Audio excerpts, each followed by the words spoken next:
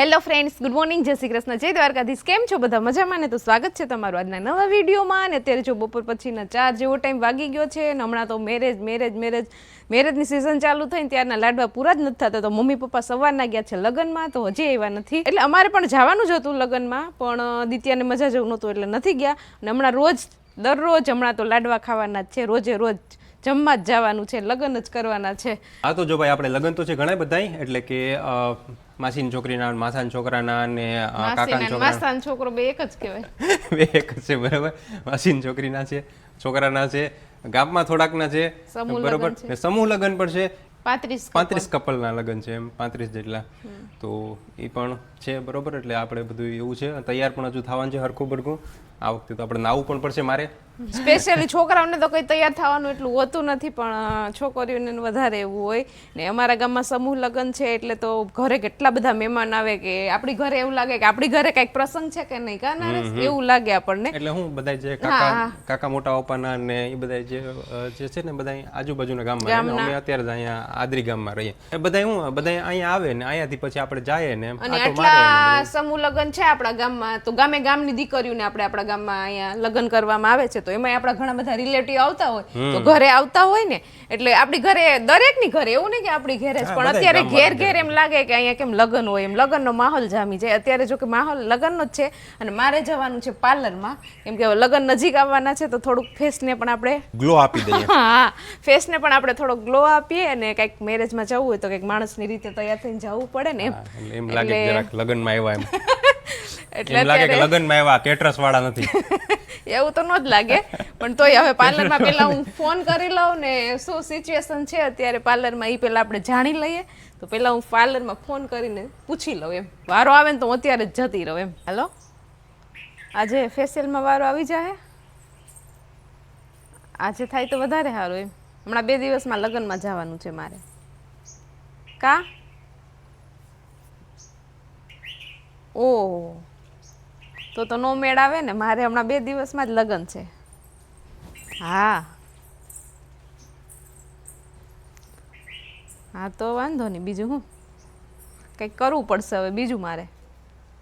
હા ચાલો, તો પાર્લરમાં તો કઈ વારો આવે એમ નથી, અને આપણે જવાનું છે મેરેજમાં. તો હવે ઘેર બેઠા જ આપણે ફેસ કેર કરવાની છે ને ફેસ પર ગ્લો લાવવાનો છે. એનું મને સરસ સોલ્યુશન મળી ગયું છે. એ છે આ ન્યૂડ 30 મિનિટ ફેશિયલ કિટ, કે જે ઘેર બેઠા જ આપણે ઓછા પૈસામાં અને પાર્લર જેવો જ ફેસ પર ગ્લો આપી શકે છે. ચાલો, તો આ કિટની અંદર છે ને 6 પ્રકારના પાઉચ આપેલા છે, અલગ અલગ સ્ટેપ છે અને એની અલગ અલગ મિનિટ પર લખેલી છે. એમાં પહેલો સ્ટેપ છે ક્લિન્ઝિંગ મિલ્ક, જે આપણે 5 મિનિટ સુધી રબ કરવાનું છે ફેસ પર. બીજો સ્ટેપ છે ફેસ સ્ક્રબ, જેને 5 મિનિટ સુધી રાખવાનું છે અને સ્ક્રબ કરવાનું છે. પછીનો ત્રીજો સ્ટેપ છે મસાજ ક્રીમ, એ પણ 10 મિનિટ સુધી મસાજ કરવાનું છે. પછીનું છે ફેસ માસ્ક, જેને 10 મિનિટ સુધી માસ્કની જેમ આપણે ફેસ પર રાખવાનું છે.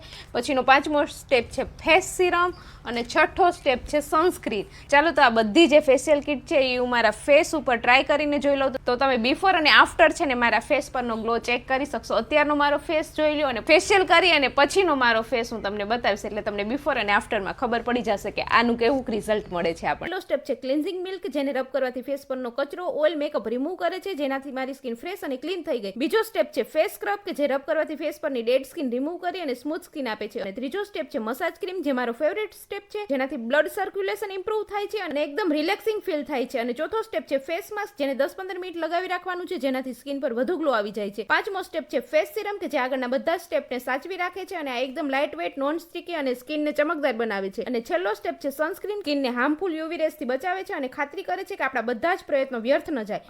ચાલો, તો અત્યારે જો મેં મારા ફેસ ઉપર જે ન્યૂડની ફેશિયલ કિટ આપણે યુઝ કરવાની હતી એ કરી લીધી છે, અને બિફોર આફ્ટરનું રિઝલ્ટ તમારી સામે જ છે. અને હવે પાર્લરના અપોઇન્ટમેન્ટની ચિંતા કર્યા વગર આપણે ઘરે જ ટ્રાય કરવાનું છે ન્યૂડ ફેશિયલ કિટ. તો રાહ શેની જુઓ છો, આજે જ ટ્રાય કરો. અને તમે આને એમેઝોન, ફ્લિપકાર્ટ, મીશો અને ન્યૂડની ઓફિશિયલ વેબસાઇટ પરથી ખરીદી કરી શકો, અને નીચે ડિસ્ક્રિપ્શનમાં લિંક આપેલી છે, ત્યાં જઈને તમે ચેક કરી શકશો. ચાલો, તો અત્યારે જો સરસ મજાના રેડી થઈ ગયા છે ને, હવે તો મેરેજ ચાલુ છે એટલે દરરોજ લાડવા જ ખાવાના છે. ને અત્યારે જો અમારે જવાનું છે ગામમાં જમવા, લગ્ન છે ત્યાં. અને અત્યારે છે ને હું નરેશને પૂછું છું કે નરેશ, તમને મારા ફેસ પર કોઈ ફેરફાર દેખાય છે?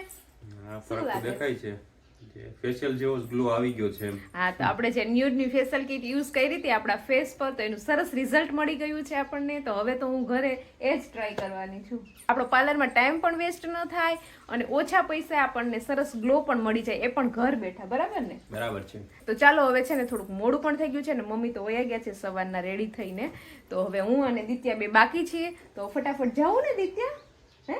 અને દિત્યાબેને તો આજે રજા પણ રાખી દીધી છે આંગણવાડીમાં. નરેશ હમણાં 3-4 દિવસથી કે મારે જવું જ નથી. 5 દિવસની રજા છે હા, દિત્યાને. ટ્યુશનમાં તો 5 દિવસની રજા આવી જ હતી, તો હવે એને આંગણવાડીમાં પણ 5 દિવસની રજા રાખી દીધી છે, કેમ કે ભણવા પણ કોઈ છોકરા આવતા જ નથી. લગનની સીઝન છે ને, બે ત્રણ આવે છે. ઈ બે ત્રણ આવતા હશે, એનું કેવું કારણ હશે ખબર છે? કે જે તોફાની હશે ને, જે મમ્મી હાવ થાકી ગઈ હશે ને, ઈ જ ત્યાં મૂકવા આવતી હશે. કેમ કે અમારા ગામમાં સમૂહ લગ્ન છે ને, ત્યારે ઘરે ઘરે લગ્નનો માહોલ છે, એટલે છોકરાઓ પણ ભણવા નથી આવતા. એટલે આપણે દિત્યાનો 3-4 દિવસની રજા, સોમવારથી જવાનું. હા, એન્જોય કરવાનું હોય બધાને. ચાલો ફટાફટ જઈએ લગ્નમાં. ચાલો તો અહીંયા મેરેજમાં પહોંચી ગયા છીએ અને અહીંયા જો અમારા દિશાબેનના જે લગ્ન લખાણ થઈ ગયા છે ને, અહીંયા મસ્ત મજાનું જોઈને અહીંયા ડેકોરેશન કરેલું, લગ્ન લખાઈ ગયા છે. અને દિશાબેન એડવાન્સમાં કોંગ્રેચ્યુલેશન્સ. Thank you.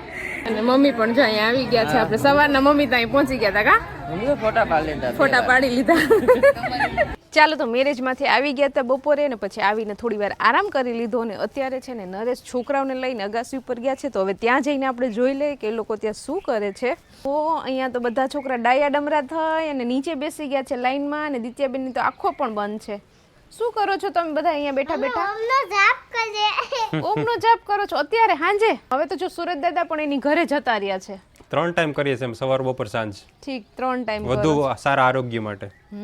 જાપ થઈ ગયો છે કે હજી બાકી છે કરવાનું? થઈ ગયો.